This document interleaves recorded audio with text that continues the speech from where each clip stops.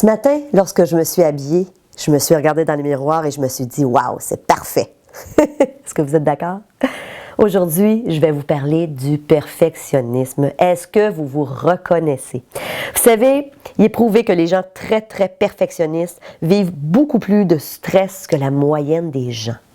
Donc aujourd'hui, dans le défi, je veux vous apprendre des trucs pour vous défaire de votre perfectionnisme à outrance. Et vous savez, je veux faire attention parce que souvent quand je dis ça, les gens vont dire « Oui, mais Stéphanie, c'est important de faire les choses de la bonne façon, de les faire, de donner notre 100%. » Et je suis tout à fait d'accord. Je ne vous dis pas de commencer à tourner les coins ronds et c'est pas du tout l'objet de la stratégie d'aujourd'hui. Aujourd'hui, ce que je veux vous enseigner, c'est de vous défaire de ce perfectionnisme à outrance qui vous caractérise peut-être. Et sachez une chose, si ça vous caractérise, vous vous êtes déjà reconnu.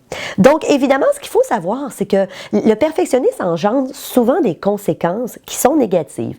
Diminution au niveau de notre motivation. Pourquoi? Parce que souvent, on va se fixer des buts, des objectifs, mais tout devient tellement long que ça devient démotivant. Ça nous prend 2, 3, 4 fois plus de temps que la moyenne des gens. Alors évidemment, ça a un impact sur notre motivation, ça a un impact aussi sur notre productivité. On en fait beaucoup moins parce qu'on n'est jamais satisfait, on trouve que c'est jamais parfait. Alors, ça peut aussi aller altérer vos relations.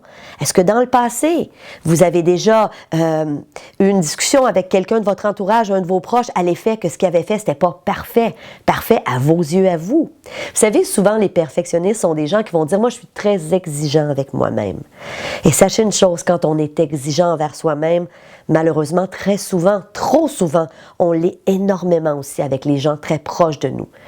Donc, et évidemment, je l'ai dit d'entrée de jeu, c'est une source de stress que d'être trop perfectionniste. Donc, en rafale, aujourd'hui, des petits trucs pour se défaire de son perfectionnisme. D'une part, prenez-en conscience. Est-ce que vous vous êtes reconnu? Est-ce que ça vous caractérise? Juste le fait d'en prendre conscience, déjà on a un bout de chemin de fait. Évidemment, réalisez les effets négatifs que ça a sur vous et aussi sur les gens autour de vous, les gens que vous aimez. Posez-vous la question, est-ce que j'ai blessé quelqu'un récemment à cause de mon perfectionnisme, à cause de mon exigence envers cette personne-là? Notez-les même par écrit. Quels sont les inconvénients que vous avez eus dans le passé? Est-ce que ça vous a empêché d'avoir certains projets, d'atteindre certains objectifs parce que vous vous êtes découragé, par exemple?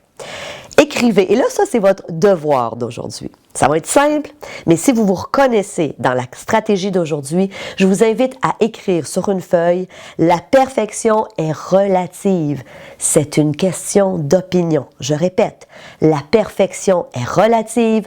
C'est une question d'opinion parce que c'est vrai. Vous savez, apprenez à faire les choses en donnant votre 100%. Et ensuite, lâcher prise sur l'opinion de certaines personnes, l'opinion des autres. Vous savez, les gens très perfectionnistes, souvent, sont très soucieux de qu'est-ce que les autres vont dire. Je veux remettre ce rapport parfait parce que je veux que mon patron soit satisfait. Mais réalisez une chose, ce qui est parfait pour vous ne l'est peut-être pas pour l'autre. Donc, donnez tout ce que vous avez, donnez votre 100% et ensuite, lâchez prise sur l'opinion ou le résultat. Donc, évidemment, si vous êtes reconnu, réalisez aussi une chose. Envisagez que les scénarios imparfaits engendrent pas toujours des conséquences très graves. Le fait, et je vous raconte une anecdote, j'ai une amie qui me disait, elle dit, moi Stéphanie, j'ose pas recevoir des amis à souper parce que, premièrement, ça me prend 3 jours me préparer et je me dis toujours que je voudrais que tout soit parfait. Et à un moment donné, je lui ai dit, sais-tu quoi? J'aimerais beaucoup aller souper chez toi et crois-moi, même si tout n'était pas parfait, pour moi, ce qui est important, c'est de prendre un bon moment avec toi. Alors, combien de fois est-ce qu'on a, peut-être dans le passé, on s'est empêché de faire des choses parce qu'on se disait « j'y arriverai pas ou ça sera pas parfait ». Donc, apprenez à vous défaire de votre perfectionniste. Alors, je vous invite, si vous êtes comme moi, et que vous dites, moi, j'aimerais ça les voir plus rapidement, tes vidéos, Stéphanie, avoir toute l'information qu'on vous permet aussi de télécharger à tous les jours.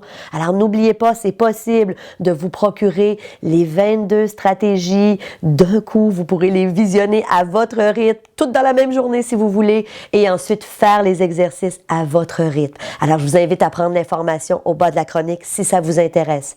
Si vous avez aussi adhéré au programme, donc si vous avez en main le coffret 22 stratégies pour prendre le contrôle de votre vie, allez revisionner ce bout où je parle de comment se défaire de la perfection. Je vous donne plein de trucs, plein d'outils. On va plus loin. Alors en attendant, je vous souhaite une merveilleuse journée et je vous dis à demain. C'est un rendez-vous.